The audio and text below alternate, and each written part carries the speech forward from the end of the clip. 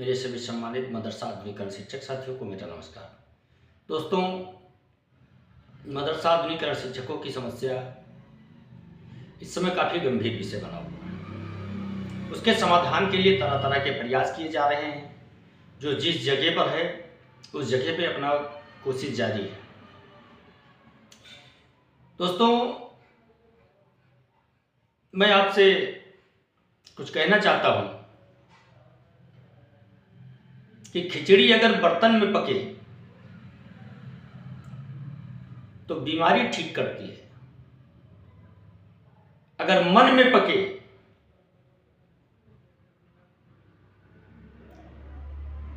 तो समझ लीजिए नासूर बना देती है। कुछ ऐसा ही कहावत इस समय चल रहा है। हम लोगों के लिए दिखावे में कुछ और वास्तविकता में कुछ और, सोच में कुछ और, ये चीजें चल रही हैं। किसके ऊपर भरोसा किया जाए, किसके ऊपर भरोसा ना किया जाए, कब कोई क्या कह देता है, कुछ भी कह पाना असंभव सा लगने लगा है। लेकिन इतना जरूर है कि आधुनिकीकरण शिक्षक जब तक सफल नहीं हो जाता है तब तक निरंतर अपनी लड़ाई जारी रखे और संघर्ष से ही हमको सफलता मिल सकती है और मिलेगी भी। और एक चीज हम और कहना चाहेंगे, अपने उन शिक्षक साथियों से जो इलाहाबाद वाले रीट में जो शामिल हैं,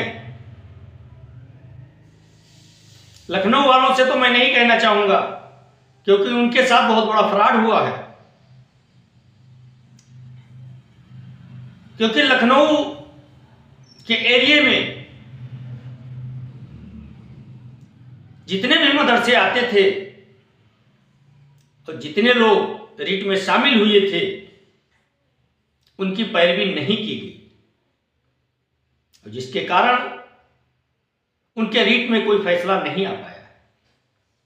लेकिन जो माननीय इलाहाबाद हाई कोर्ट में रीट चल रही थी उस पर फैसला होगा और वही फैसला सब पर लागू होगा। इसलिए मैं अपने शिक्षक साथियों से कहना चाहता हूं कि आने जाने में भी खर्चा लगता है, सही चीज है। जो सही चीजें हैं वो सही हैं, जो गलत है वो गलत है। इतनी देरी हुई है तो मुकदमे की पैरवी न करने की वजह से हुई है, ये भी बात सही है, इसको भी स्वीकार करना चाहिए।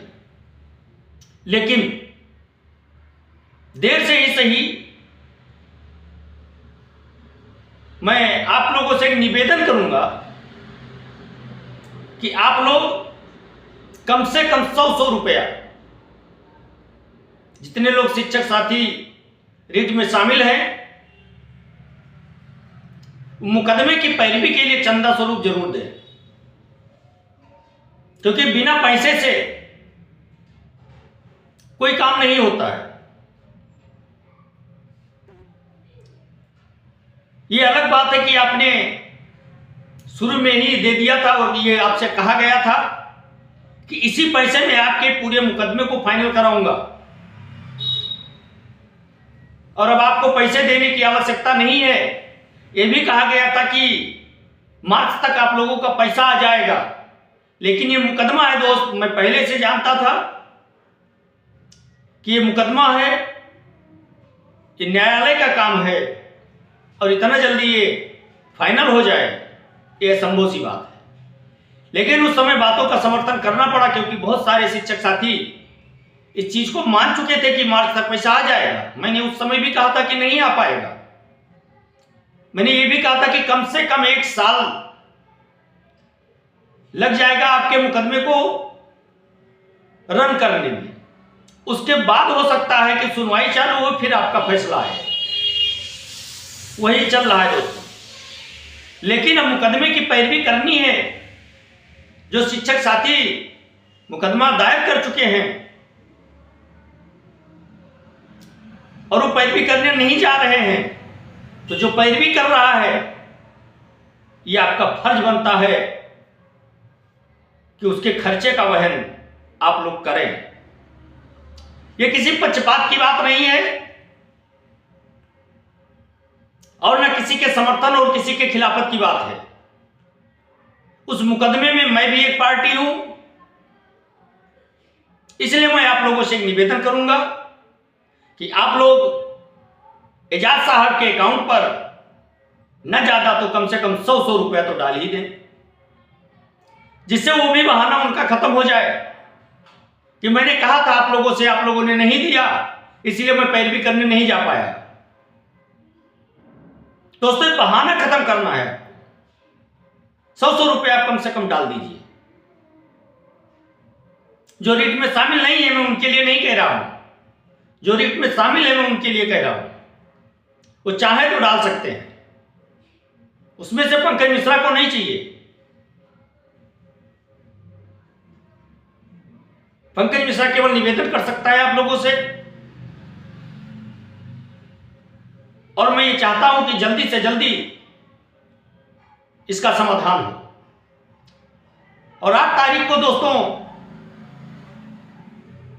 आपके जीवन का क्रांतिकारी फैसला होने वाला है, और वो फैसला अगर कोर्ट हम लोगों के पक्ष में सरकार को निर्देशित करते हुए अगर फैसला सुना देती है, तो हम लोग ये कोशिश करेंगे कि सरकार फरवरी तक पूरा पेमेंट कर दे। ये हम लोगों की कोशिशें रहेगी। रही बात स्कीम को लेकर के दोस्तों, लंबा प्रोसेस है। अभी उसमें समय लग सकता है, क्योंकि ये फाइनेंशियल मैटर है। इसके लिए बजट बनाना पड़ेगा, इसके लिए कैबिनेट बैठक में पास कराना पड़ेगा, फिर विधान परिषद और विधानसभा में पास होगा, उसके बाद निगरानी समिति को दी जाएगी। अगर जरूरत समझी जाएगी तो, अगर नहीं समझा जाता है तो मुख्यमंत्री जी के आदेश पर यह लागू किया जा सकता है।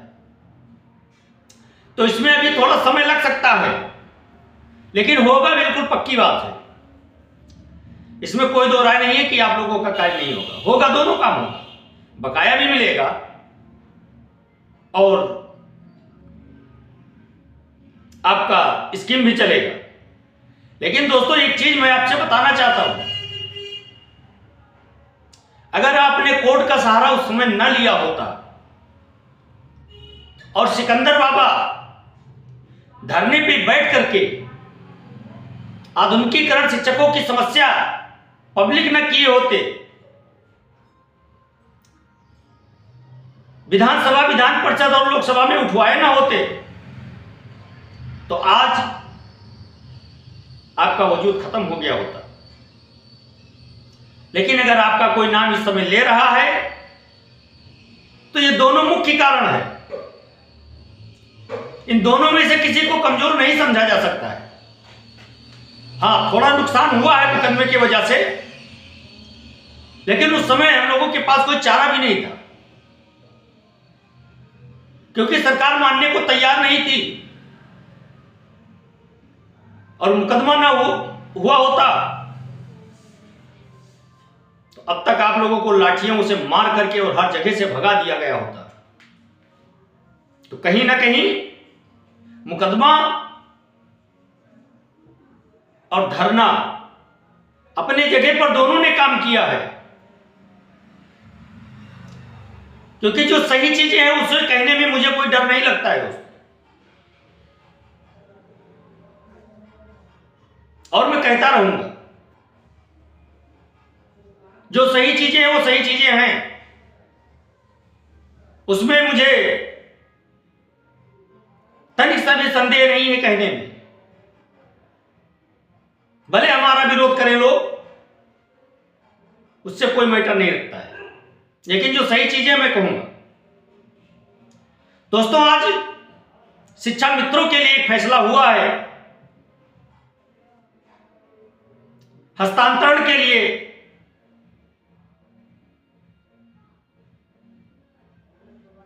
और आपके लिए भी फैसला होगा, इतना ध्यान रखना।